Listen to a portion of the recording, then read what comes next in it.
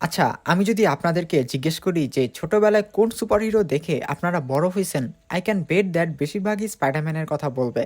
I think এমন কেউ নাই যে স্পাইডারম্যানকে পছন্দ করে না। So as a fan boy আমি আজকে স্পাইডারম্যানের স্যুটের র‍্যাংকিং করব। চ্যানেলে যদি নতুন হয়ে থাকেন তাহলে চ্যানেলটা অবশ্যই সাবস্ক্রাইব করবেন, কারণ মার্ভেল এবং ডিসি আর অ্যানিমে নিয়ে অনেক ভিডিও আসবে। তো চলেন শুরু করা যাক। Number 5, upgraded suit. Upgraded suit প্রথম দেখা যায় 2019 সালের স্পাইডারম্যান ফার ফ্রম হোম মুভিতে। পিটার পার্কার এই স্যুটটি নিজে ডিজাইন করে এবং স্টার্ক ইন্ডাস্ট্রিজের টেকনোলজি ব্যবহার করে যখন সে হ্যাপির জেটে বসে ফাইনাল ব্যাটেলের জন্য প্রস্তুতি নিচ্ছিল।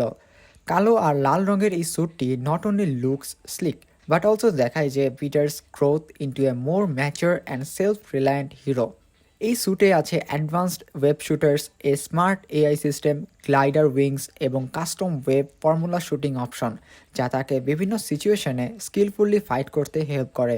ফার ফ্রম হোম এই ক্লাইম্যাক্সে এই স্যুটটি পিটারকে মিস্টেরিয়র ইলিউশন স্প্লিট করে রিয়ালিটিকে চিনতে সাহায্য করে এবং শেষ পর্যন্ত তাকে জিততে হেল্প করে।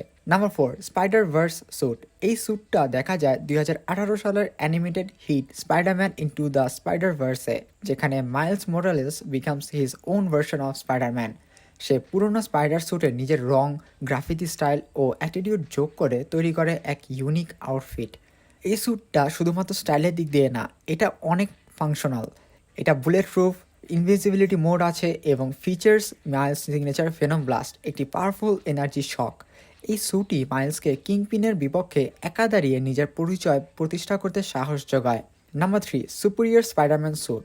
এই স্যুট প্রথম দেখা যায় 2013 সালের দ্য সুপিরিয়র স্পাইডারম্যান কমিক সিরিজে, যখন ডক্টর অক্টোপাস পিটারের শরীর পজেস করে এবং নিজেকে সুপিরিয়র স্পাইডারম্যান বলে দাবি করে। এই ভার্সনটা স্পাইডারম্যানের পিওর টেক জিনিয়াস। এতে 4টি robotic arm, highly advanced sensors এবং একটি এআই সিস্টেম আছে, যা তাকে ক্রাইম ডিটেক্টিং, স্ট্র্যাটেজি মেকিং এবং ফাইট অপটিমাইজিং সব ধরনের সুবিধা দেয়। যদিও পাওয়ারফুল, তার হিংস্রতা ও ক্যালকুলেটেড ব্রুটালিটি মাঝে মাঝে কোশ্চেন অ্যারাইজ করে তার মোরালিটি নিয়ে। নাম্বার 2, সিম্বয়েড বা ব্ল্যাক স্যুট। এই আইকনিক ব্ল্যাক স্যুট প্রথম দেখা যায় দ্য অ্যামেজিং স্পাইডারম্যান কমিকে এবং স্পাইডারম্যান 3 2007-এর সিনেমায়।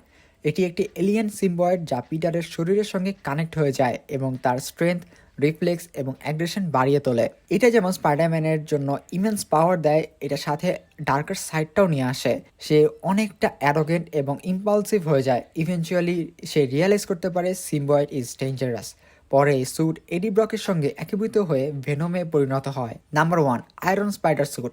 এটা পার্সোনালি আমারও পছন্দ, কারণ এটা ডিজাইন করেছে আমাদের সবার প্রিয় ভালোবাসা টনি স্টার।